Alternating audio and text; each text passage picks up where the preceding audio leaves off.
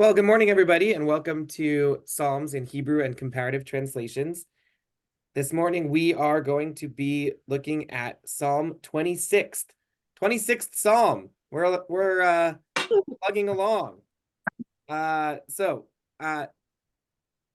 as is our custom, the theme of this class is to look at the Psalms, to see their language, to think about what moves us in the Psalm, to look a little bit at the uses of the Psalm in liturgy. And the reason why we do that is because the use of the Psalm in liturgy has a big impact in how we think about the Psalm in its emotional valence, right? Because when we associate something with a particular holiday or a particular day of the week or a particular prayer, that changes how we think about it. And one of the things that I want us to be thinking about as we go through the Psalms is to explore when we take a verse out of context, out of its original context, and put it in a new context, does that change the emotional tenor of that verse? And maybe more to the point, the rabbis knew the original context of all of their the rabbis knew the original context of every psalm, of every verse that they quoted from Psalms. And so when we take a verse or when we see a verse in a different context, can we assume that the rabbis were also trying to import from that psalm the emotional tenor of it to the prayer? And I definitely think that there are places where the rabbis are doing that, where to create a prayerful atmosphere of humility, they bring a verse. Maybe the verse itself isn't humble, but the psalm that the verse is from, it has a theme of humility. And I think you're supposed to have that humility like transferred with that verse, right? The emotional tenor of the verses are supposed to be incorporated into our understanding of our prayers.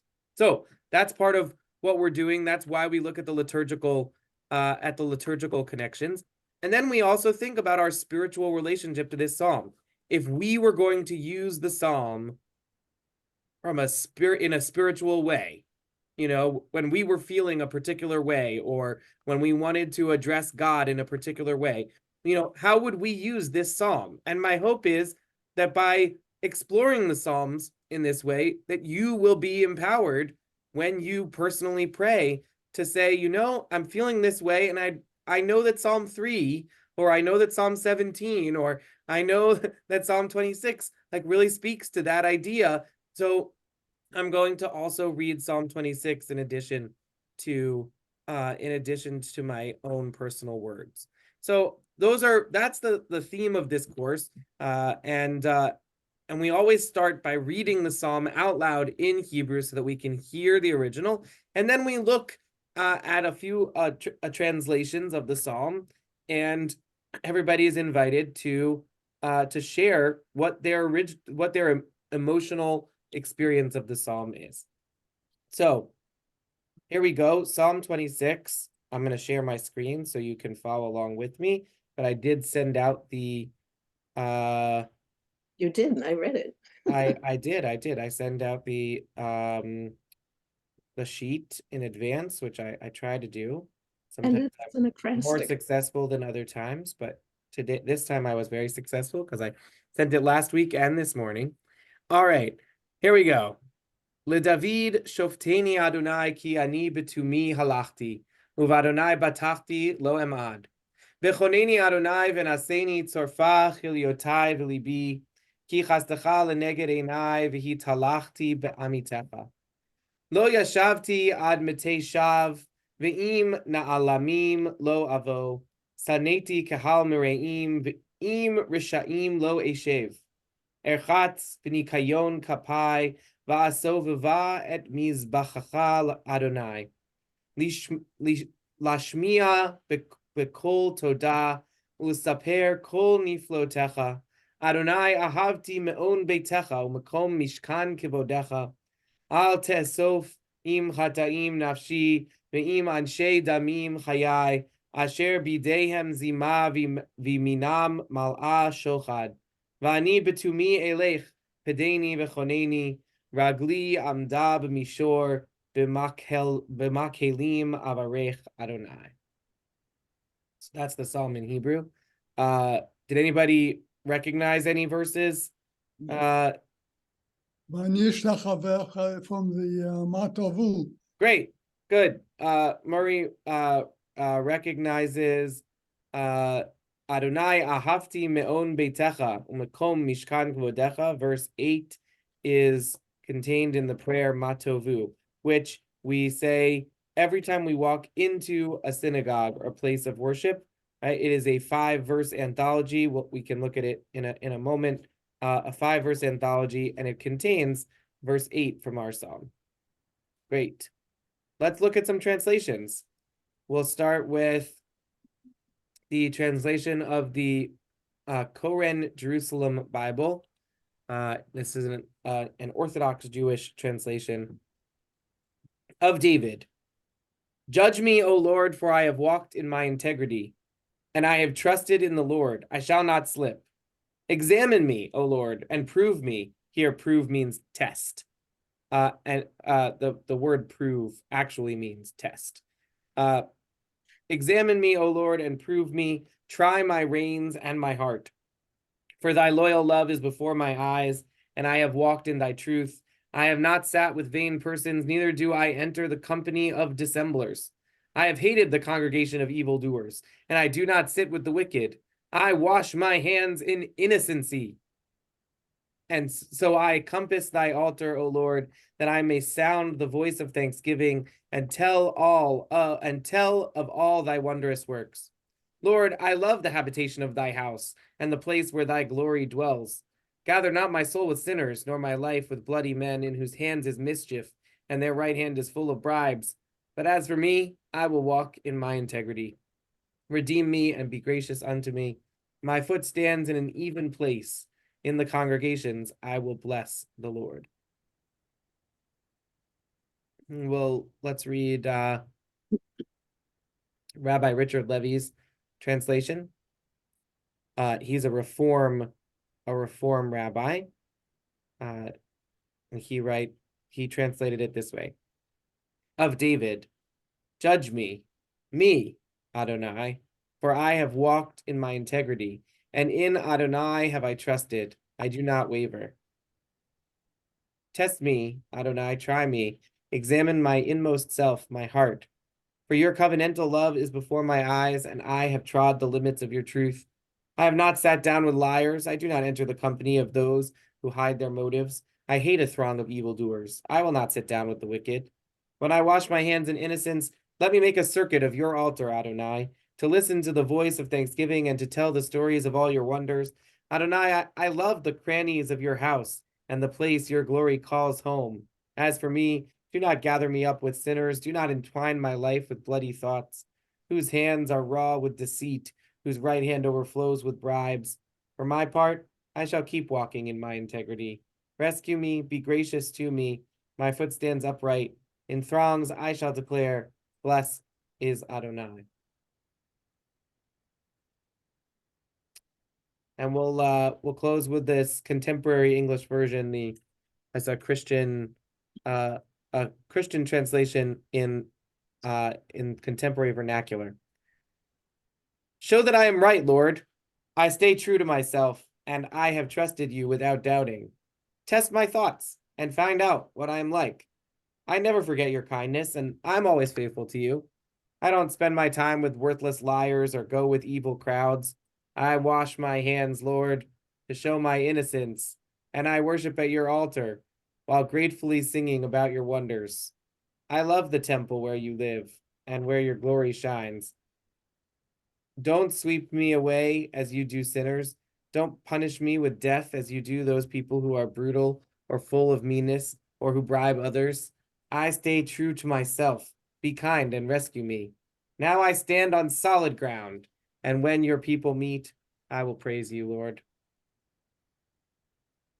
All right, so first question is, What is the emotional tenor of this psalm? What immediately pops out at you? A lot of humility. All right, Murray says that it's a humble psalm.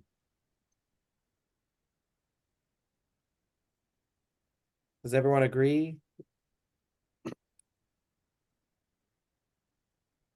I agree that it is a humble expression, but there's a little twist in it that I don't like.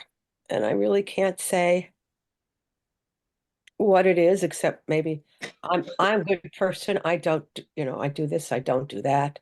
The humility may all be there, but maybe kind of in the way you read the last one, it's a question of the tone of voice. All right. Yeah, I mean, I think Mishka is pointing to, okay, maybe the person is humble, but real humility would not judge everyone else as being evildoers. Real humility would say, okay, I see their actions as evil, but they probably have a different interpretation of what they're doing. Real humility is maybe less judgmental than this psalm. This psalm gives, says it the way it is, right? I am walking in with integrity. I am walking with blamelessness. I walk with purity of thought. But I don't know about everybody else. Everybody else is sinners, or maybe not everybody else, but I can definitely point to groups of people who are absolutely going the wrong way. And maybe true humility is not putting yourself in comparison with other folks. Right. Maybe it's enough to just say, I've walked in my integrity. I believe that I am the same inside and out. And that is enough. Like, then to compare yourself to other people, that feels a little harder. Maybe that's not humility the way that we might want to understand humility. Any other thoughts? Yeah, Linda. He seems, I mean, it seems like he's much older now and he's forgetting some of the things that he's done. And he's really employing God to say, I don't know. I mean, obviously it doesn't really represent his life as we know it. So I feel like he's getting older and forgetting some things and not remembering that, he's not as good as he thinks he is in this, from what we've read and been taught. All right, so Linda says, okay, this psalm, David is, it's kind of it's kind of a little bit of wishful thinking. How can David really say, I have walked in my integrity. I am fully I have full integrity. Judge me, God. I'm ready for your judgment because I am innocent. I will wash my hands in innocence, right? Like I'm there, right? Remember Psalm 24, right? We said, who is it that is worthy of standing in God's presence, in God's holy place, in God's house, right? The mountain of the Lord, right? Mi yale bahar Adonai, we said in Psalm 24, who may ascend the mountain of the Lord? Neki chapayim uvar right? A person who has clean hands and a pure heart. A person who is blameless, hasn't sinned, right? Or has repented from sins, and a person who is fully integrated, a person of full, complete integrity, right? Clean hands and a pure heart. And then in Psalm 25, right? In Psalm 25, we saw, right, that David is placing, right? Psalm 25 was all about, teach me your ways, God. School me, show me the right path, right? I'm looking for the right path. I don't know if I'm worthy, but I'm asking, I'm giving up. God, you have to show me the way. You have to show me the way. I can't do it by myself. I need your help, God. And then Psalm 26, he says, I got there, right? I got to the point, to the ideal of Psalm 24, right? I'm there. I have Niki Chapai Muvar Levav. I have complete integrity. So when you look at these three Psalms together, I think there is like a real sort of growth arc. There's a story that and maybe David is telling, but I think more likely that the person who assembled these psalms in this particular order, right? That person is trying to tell a story of David's life or of anyone's life where a person recognizes what it takes to be in God's presence, and then that person surrenders to God's will and says, look, God, I can't do this by myself. I recognize that I am not in control, right? And then is able to, through that surrender, is then able to say, I am ready for your judgment, God. I am ready to be tested because I have full integrity. I have walked in my integrity. And Linda says, maybe that's because David is forgetting things about his past. But I don't know. I don't think it's that he's forgetting things. I think that that there's a real arc of personal growth and personal change and acceptance of the things that we can't change that these three psalms put together have.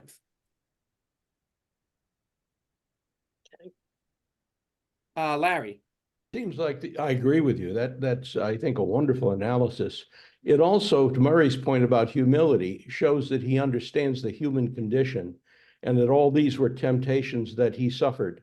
And the word reigns, the reins on the heart, implies that it is not natural for me, that it's something that I have worked hard. I've, like pulling a wild horse, I have gotten this thing under control. So in a sense, it's acknowledging the sinful nature that we all share as animal humans, and that he has listened to God, as you say, wonderfully here, and he's acknowledging, I think I'm in stability now, Lord.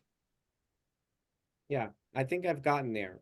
I hope that if you judged me right now, that you would judge me as the kind of person who can stand in your house. And I think that, so, right, verse 8, which we take and use as part of our matovu, and we're going to look at that in just a moment. Adonai ahavti me'on beitecha.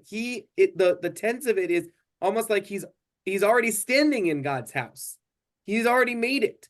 He's there, right? Just like when we just like we say it when we walk in to a synagogue. So this verse 8, is the only verse in this psalm that is used or referenced in Jewish liturgy in any way. Like, we do not use this psalm in any other way. No other phrase from this psalm is referenced in liturgy. Like, the only part of this psalm that is taken is this verse 8, and we take it and we put it into a set of 5 verses, mostly from Psalms, but the first one is from Numbers chapter 24, and so Matovu ohalecha Yaakov, Mishkenotecha Yisrael. How fair are your tents, O Jacob, your dwellings, O Israel. And all of these verses have to do with God's house or God's dwelling place or the dwelling place of the Jewish people. So, and we understand what is the difference between your tents and your dwellings, right? We're talking about like the great sanctuary, the Mishkan or the Mikdash, the tabernacle or the temple, or our synagogues, and the little the Mikdash Me'at, the little sanctuaries that we all create in our own houses. Okay, so when we walk into the sanctuary, you're supposed to immediately say the words of Matovu, right? How beautiful are your tents, how fair are your tents, O Jacob, your dwellings, O Israel. Va'ani birov chastecha vovetecha eshtachaveh alechal kodshecha biratecha. You probably recognize that verse. We encountered it in Psalm 5 just about a year ago. But I, through your abundant love, enter your house. I bow down in awe at your holy temple, right? But I, right? And that but is in the context of Psalm 5, right? Referring to, right, the sinners do something else, but I, with God's love, am able to enter into God's house. And then our verse 26:8, O eternal one, I love your temple abode, the dwelling place of your glory, right? Ahavti me'on beitecha. I love it. I'm so happy to be here. The emotion that I'm feeling is love. I am overwhelmed by my own love for you, that you've let me in to your temple. And then va'ani eshtachaveh ve'echra'a evrecha lifnei Adonai osi, right? I bow down and kneel and bend the knee before the eternal, my maker, which is from Psalm 95. And then va'ani tefilati lecha Adonai et ratzon. Elohim berov chastecha aneni be'emet yishecha. As for me, may my prayer come to you, O Eternal One, at a favorable moment, an eight ratzon, at a good time, a time of your will. O God, in your abundant faithfulness, answer me with your sure deliverance. Right? You're definitely going to answer my prayers, because I'm here in your house, right? And so our verse is the linchpin, the middle verse, the verse that takes this idea of entering your house and adds this emotional context of love into it, right? Without that verse, we have God's love. God's love is described as chesed, right? God's loving kindness, God's faithfulness, God's covenantal love is how sometimes that's translated, right? God's love for us is referred to as chesed, but with our verse, we also have our experience of love, right? And I think, so the way I started out this class, I said, I think that sometimes when a verse is transported from its original location to a place in prayer, it's also supposed to transmit some of its emotional valence from its original context. And so our original context, right, is this context of being sure of our own blamelessness, of wanting to be in a attitude of gratitude, of having thanksgiving, of gratefully singing about God's wonders, right? And also what we were talking about, this sense of humility and growth that comes from this set of Psalms that are all about like this approach to sin that David is having, maybe toward the end of his life, but certainly that anyone could have at any time, but that there's an arc to the approach to sin, and the power of, and we're already in God's house. We've achieved it. We are Niki Chapai Muvar Levav. We are entering into this moment with integrity, right? It starts, Shofteni Adonai, judge me, God. Ki ani bitumi halachti. The word to me means my innocence or my blamelessness or my integrity.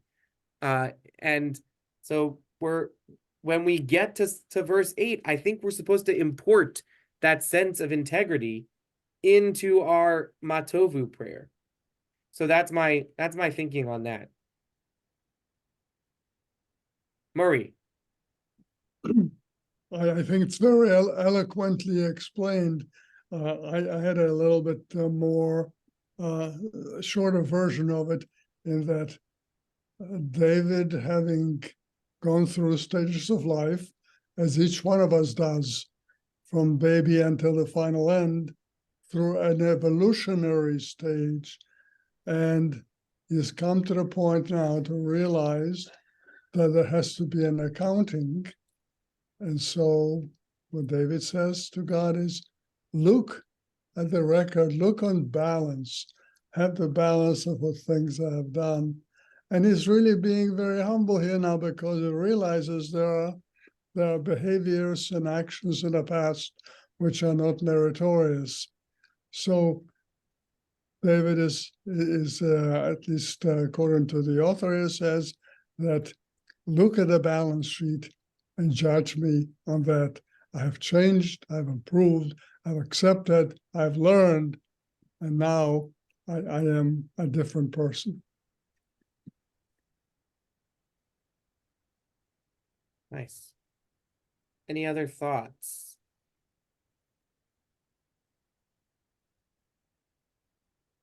All right, I have a question. Would you want God to judge you? How would you feel about saying directly to God, judge me. I am ready for your judgment. Mark, I'm ready. you're ready. I'm Um, not. I think I would have trouble if I was expected to obey all the commandments. However, as far as leading a fairly decent, good life, I would have to say I would be ready. Nice. Beautiful. I haven't killed anybody. I haven't robbed anybody. I've tried to respect my fellow man, et cetera, et cetera. So I say, if those are the criteria, I'd say I was ready. Okay. All right. Yeah, Larry. I'd ask for another day or two. Yeah, maybe almost. So it's an interesting thing. When I was studying this psalm, I found that different folks who are coming at it from a different religious perspective might struggle with this psalm. I'm curious, James, to know if this resonates with you. So Rabbi Tzvi Hirschwein writes, the great Christian writer C.S. Lewis found psalms such as ours very difficult from his religious perspective. He writes that it was with great surprise that I first noticed how the psalmists talk about the judgments of God. He explains that for a Christian, God's judgment is something to be feared, not something to be desired. He wonders how it is possible. How could David begin our psalm by asking God to judge him? Lewis's surprise was magnified when he discovered that in some psalms, God's judgment is not only longed for, but is an occasion for rejoicing. For example, Psalm 96, with which Jews are familiar because it is recited during the Kabbalat Shabbat service every Friday evening, contains the phrase, let the heavens rejoice and the earth be glad, for God is coming to judge the earth. Right? This idea of God's judgment in Judaism is not something to be afraid of. But C.S. Lewis, who was deeply rooted in his Christian thinking, C.S. Lewis was shocked that the Psalms contained these positive interactions with the concept of judgment. So our Midrash, the Midrash addresses this. The Midrash actually realizes that you might have a weirdly emotional relationship to the idea of God's judgment. And the Midrash says, like many Midrashim, the Midrash says, look, there are these two verses, and the verses don't seem to, they seem to be directly contradictory. How do we reconcile these verses? So our verse says, judge me, Lord, for I have led a blameless life, right? Keep it to me halachti. I have walked with integrity. The second verse of Psalm 143 reads, "Do not enter into judgment with your servant, for no man living is righteous before you." Hmm. So don't judge me, because everybody is a sinner. I'm a sinner. Everybody's a sinner. I don't want to be judged. Right? That's the C.S. Lewis point, right? In Christian thinking, at least according to C.S. Lewis, God's judgment is something to be feared. And that voice is also in our Psalms, right? That voice is very clearly articulated in Psalm 143. In our Psalm, David asks for God's judgment. But in the later Psalm, he beseeches God not to judge him. How are we to comprehend this inconsistency? The Midrash ingeniously resolves the contradiction as follows. Said David before the Holy Blessed One, "During those times when you judge the wicked, judge me, Lord. But when you are busy judging the righteous, do not enter into judgment with your servant." So how does the Midrash understand it? The Midrash says, well, David, he wants to be judged in a cohort of wicked people. He feels pretty confident that if you judged King David among other murderers and other adulterers, right? His act of repentance, his teshuvah, his righteous deeds would outweigh everybody else's righteous deeds. He seems to think that if you judged him with other murderers and adulterers, he would be okay. He would come out on top. Judge me, God, among the wicked, I am the least bad of them. But don't judge me if you're going to judge me with a group of righteous folks. Because compared to a person who, like Mark Handelman, who has lived a blameless life, Thank you, Rabbi. hasn't done any adultery or murder, and basically treats his fellow man, well. Maybe not all the mitzvot, but great on the living a good life kind of way, right? If you're going to judge King David next to Mark Handelman, then King David is like, no, I'll take the next group. I'll take the next group, God. Don't judge me here. I can't stand next to the in the company of the righteous. Right? So that's how the Midrash understands it. Oh, what do you think of this? Yeah, Mark. I'm curious to know the span of time from Psalm 1 to Psalm 150. Does anybody know? Yeah, I how- mean, like I've said before, right? Like, not all of the Psalms are David's Psalms. Right. And Psalm 143 is and they're not in chronological order. They're put in a mishmash of orders. What I can say for sure is this: this idea that the Psalms are related to moments in David's life, that is an idea that stands most strongly at the beginning of the book of Psalms. So the Psalms that we are reading, right, starting in Psalm 3 and going, going until the first Psalm that isn't of David, those Psalms were strategically put together with an idea that they are supposed to be read in the context of David's life. Psalm 143 is not in that grouping, which doesn't mean that King David didn't write it. It doesn't mean that we shouldn't think of it as being a part of David's life. And certainly the Midrash is using Psalm 143 as a way of explaining these, they're putting them both into David's mouth as a way of accentuating the difference between these two concepts.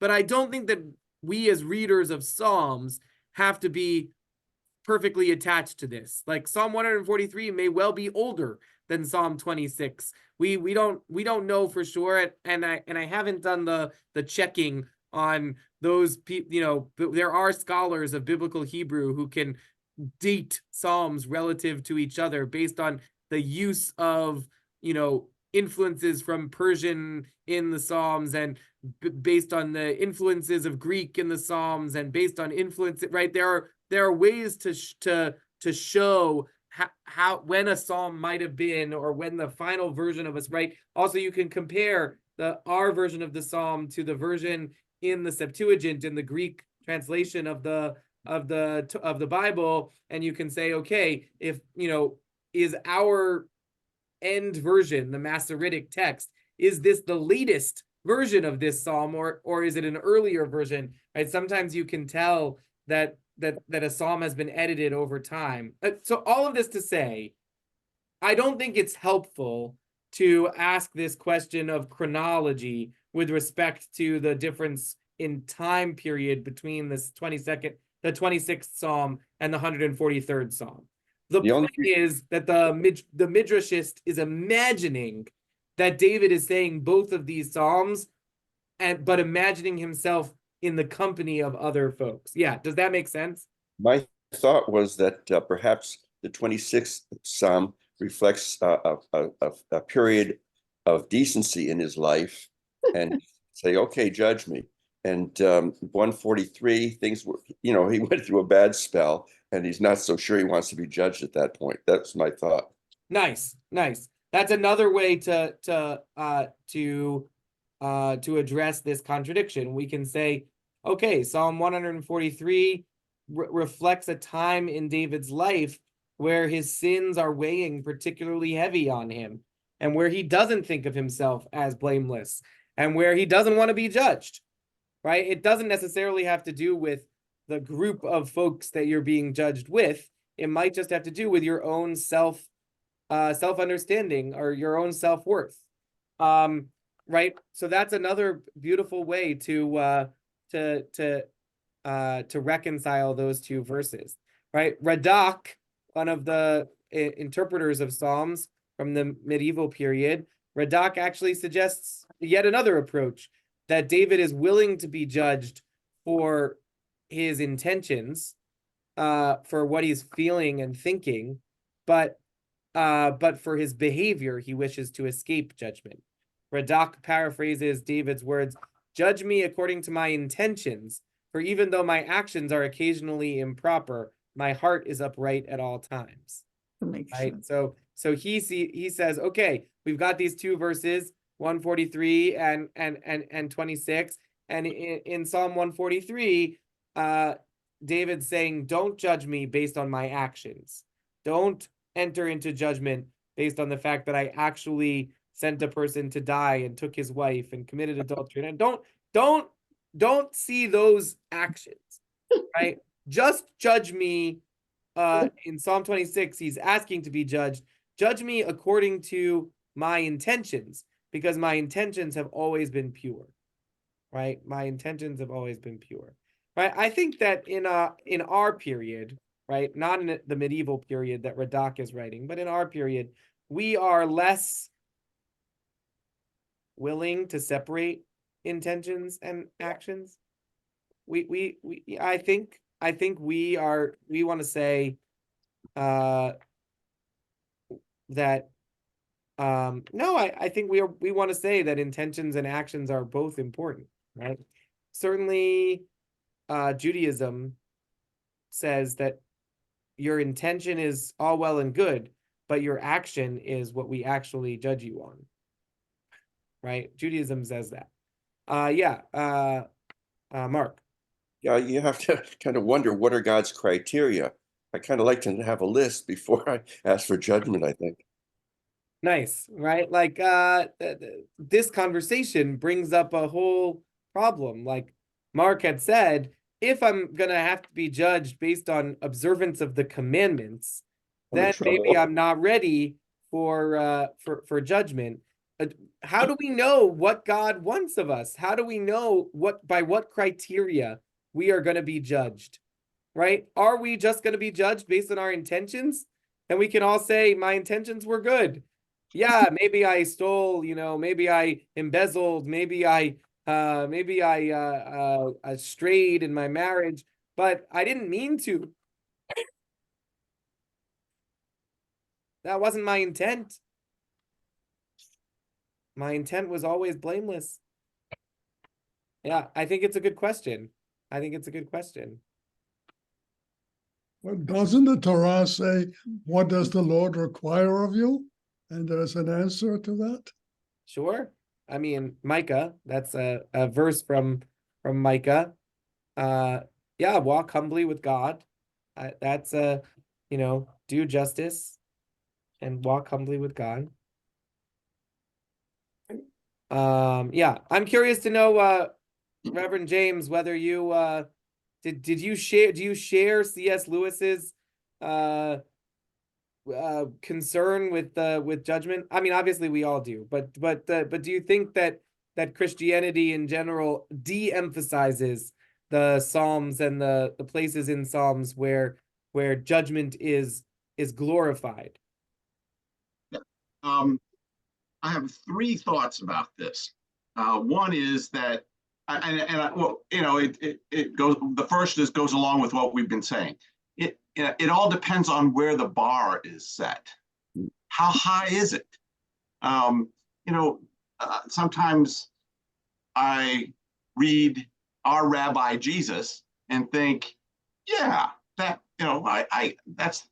love is in my heart too. And then other times I think, my gosh, why are you raising the bar so high that I can't even see it, let alone achieve it? So it depends on. I think the midrash is brilliant in trying to combine the two, because I think in Christianity we have both. There's an image in the psalm in verse 6 that's very important to Christians, and that is the image, very vivid, of washing hands.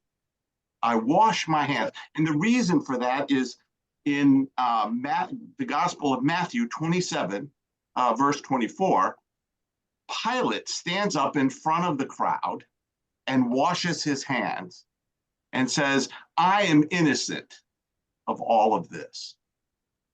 And the way I've always read it, I can't speak for all Christians, but the way I've read it is, he's denying his part in evil that's going to be done. And if you use this psalm for that, to deny where you have fallen short, then I think C.S. Lewis has a point. But I really like your interpretation that you opened with, that sees all three of these Psalms, 24, 25, and 26, as an arc of life. And I've often thought, when I'm on my deathbed, I retired last year, so now I'm beginning to think in a different way in life. And I'm thinking, when I die, we're close to death, how can I die a good death? And a good death would not be C.S. Lewis's take on things. It would not be, oh my gosh, I am so sorry for using up much more of the resources of this planet than is my share, and I'm sorry for not being able to treat people the way I should have treated them all the time, especially when I was tired at the end of a hard day of work or something. All the ways that I've fallen short of the bar. I hope I can read this psalm and be with David at the end of life, saying, I've participated in sin, even if I haven't directly done it. But on the other hand, my heart is pure as I can make it, and I come to God in as innocent of a way as I can. And I think that would be a good death. Amen. Yeah, thank you. And thanks for bringing up the image of washing hands in innocence, and the way in which hand washing plays a role in our spiritual practice of purity, right? Like, this is a psalm in some sense of what it means to have integrity and to walk in purity. And washing your hands has a purity valence. But and in Judaism, we wash our hands, before we eat bread. We wash our hands before eating cut vegetables. Really, before eating any time, Judaism has hand washing as a purity practice. When I go to the hospital, you have to wash hands before you enter into a room with a patient. And I always use the hand washing also as a spiritual practice, not just as a cleanliness practice.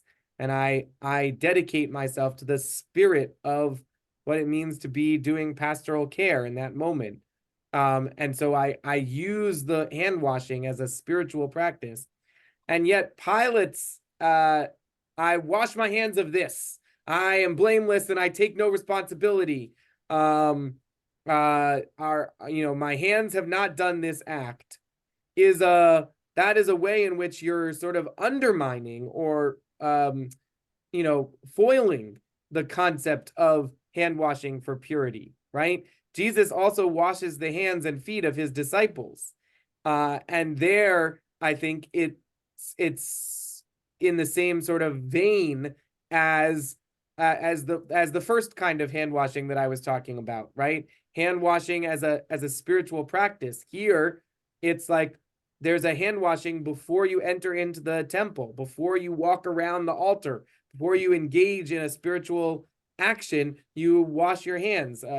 Jewish tradition teaches the importance of morning ablutions, of washing your hands spiritually, ritually, as a first morning action, right? When you first wake up in the morning, to wash away the previous day and the nighttime, right? And yet there's also very much in our culture, drawn from that section from Matthew, where Pilate says, I'm washing my hands of responsibility.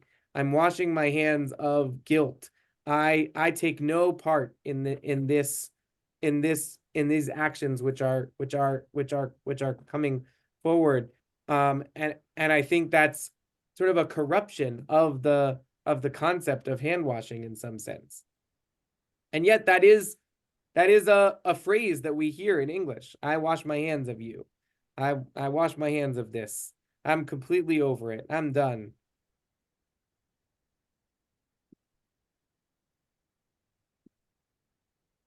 So I do wonder, like the psalmist here, I think is imagining the more pure version of hand washing. Yeah, Henry. So your original question, just seemingly a few minutes ago, but almost an hour ago, was answered by many people, including Mark, about how you would feel about God judging you. I'm not sure that God judges individuals. That's my take on it. And also, this was supposedly from the words or mind of David, who was a king. And kings think about judgment in a very different way than all the people who live in the kingdom. And whether they think that way or not is different from the way maybe a king would think. So nice. So in what way is a king thinking about judgment differently? Maybe a king thinks, nothing I do in my role as king can be taken to court. Nothing that I do in my role as king is relevant with respect to personal responsibility. I was just acting in my role as king. Boy, that sounds familiar. yes, today it sounds too familiar, but and I agree, Rabbi. It's scary. It is scary. But so the king can only think about, if the king believes in deity, uh, the answers come from that source, that source that we call God, because he or the queen has no one else to deal with. And so to me, that's very different from the rest of us and how we think about judgment. Yeah, right. I mean, I also think in ancient Israel and in many places, the king is a judge, right? The king hears cases, right? And is in some sense a decider, right? That is not how our political system works. Our executive does not have uh so much judicial power, but the right of presidential pardon, I think, is a holdover from that sort of idea that ultimately the king gets to decide who lives and who dies, who serves their sentence and who doesn't. I also think that you read two versions of the psalm, one from a Reform rabbi, one from a Christian. I don't know if it was a minister or a priest or whatever. And I found that the Reform rabbi seemed to be hugely positive in my listening to it one time, and the variation from the Christian writing seemed to be hovering, like, oh my, oh my, oh my. So I don't know, maybe it's just choice. Well, so I mean, it's possible that that even the people who did the translation were struggling with this very question that C.S. Lewis and Rabbi Weintraub are bringing up, which is, what does it really mean to be ready for judgment, and is judgment a good thing, and can we be prepared for God's judgment? And what does it mean to live a blameless life? What does it mean to live a life that is in accordance with what God wants? Ask Mark. Yeah. So one meditation. I'm an expert. One meditation that you might say before saying this psalm is, I can't tolerate phonies. I may not be perfect, but at least I am sincere. I don't preach one thing and then do another. I dislike hypocrites. I avoid them when I can. And so one possibility of thinking about the spiritual uses of this psalm would be, when in life, sometimes we encounter hypocrisy. Sometimes we encounter an instance of a person whose sincerity we doubt. Sometimes we doubt our own sincerity, right? Sometimes we look at ourselves and say, am I being phony in this moment? And I think maybe this psalm could be used when in your life you are encountering someone who is phony, or a lack of sincerity, or a person whose integrity you aren't sure about. And maybe this psalm helps. Reading this psalm in that kind of a context might help to clarify your value, the value that you hold, which is the value of integrity, and to say, whatever I encounter in life, I would like to try to hold true to a sincere path of integrity. And maybe this psalm can help with that. Maybe there's a way in which this psalm inspires us to act with integrity. Larry.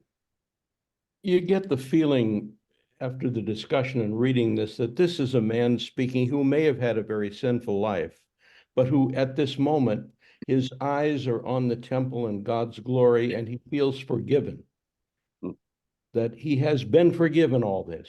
It has been wiped out. It has been taken away. And his eyes are strictly on God. And at this moment, he can say all these things with great sincerity. And his eyes on his imminent death, perhaps. But to be in the presence of God is his hunger. Yeah.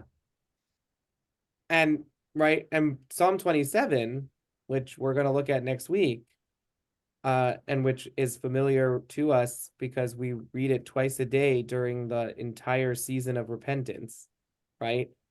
Psalm 27 really picks up on the themes that we've been talking about. So I suggested an arc that goes through Psalm 24, 25, and 26. Psalm 27 is absolutely a part of it. We'll see it next week. I'd like to close with this paragraph from Rabbi Richard Levy that suggests a spiritual applications of this psalm. The psalm suggests some questions that one who wishes to be a person of faith might ask in difficult times. What does it mean to walk in my integrity? When do I feel I have done that? When have I not done that? When have I been tested? In what way can I understand that what I am going through right now is a test?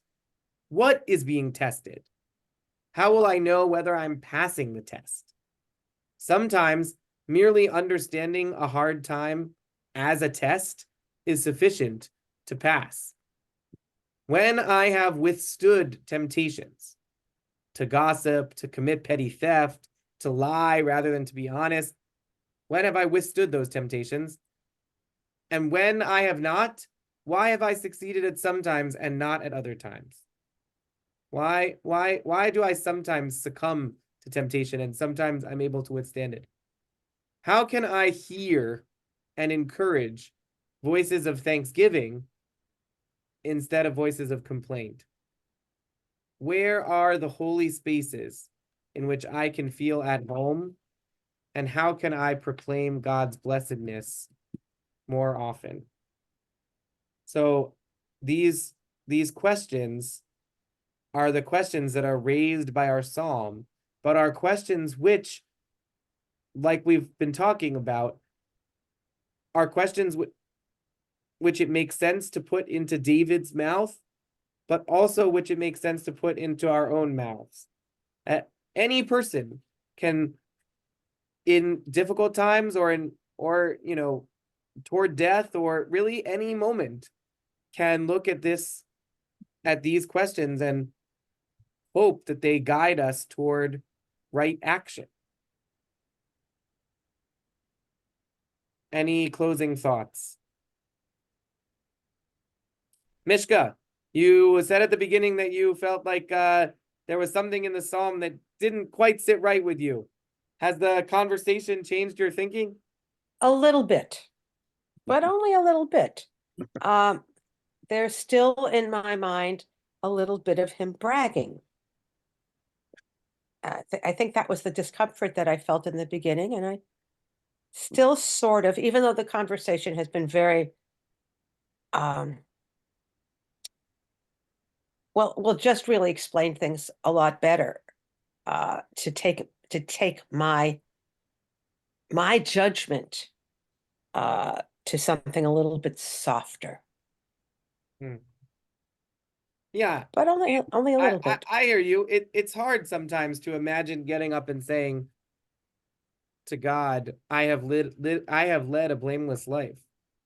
Yeah. Maybe that feels like bragging. Maybe it feels like, how could anyone say that? That doesn't feel Well, like it could be, I've true. lived as blameless a life as I could. Right.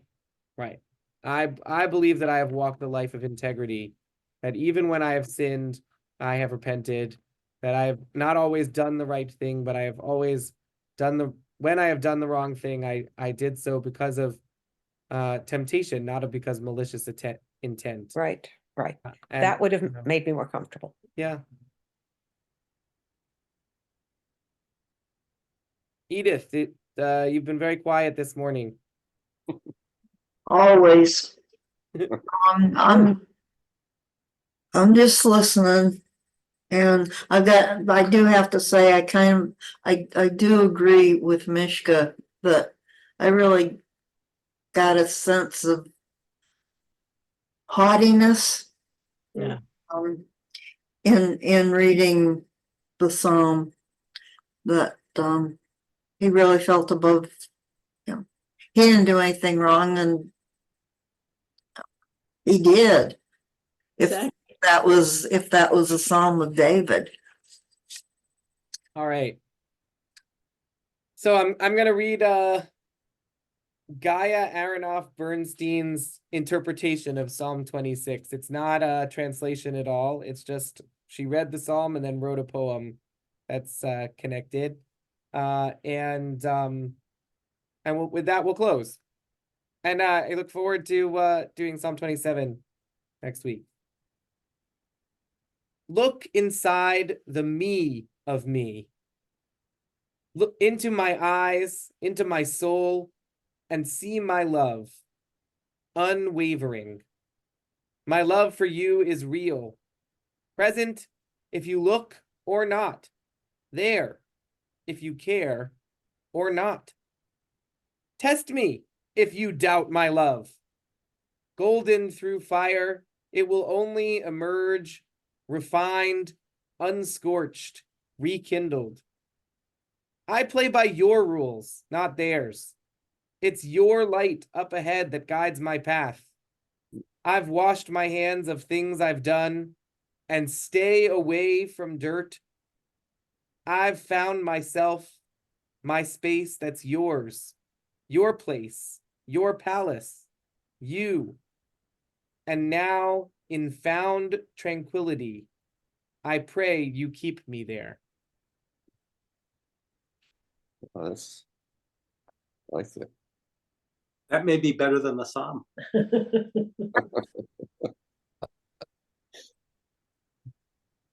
All right. Thank you, everybody. Thank you, Rabbi. Thank Good you. afternoon, everybody. Thank you. Bye, everybody.